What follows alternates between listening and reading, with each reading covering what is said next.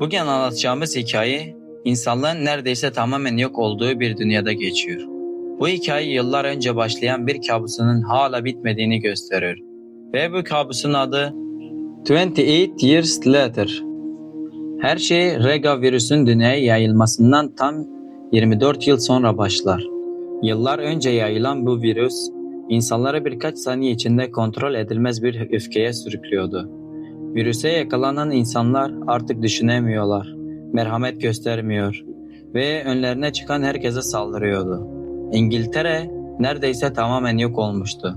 Şehirler terk edilmiş, yollar sessizliğe gömülmüş ve doğa yeniden dünyayı ele geçirmeye başlamıştı.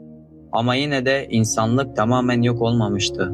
Hayatta kalan küçük bir grup insan denizin ortasında bulunan izole bir adada yaşamayı başarmıştı.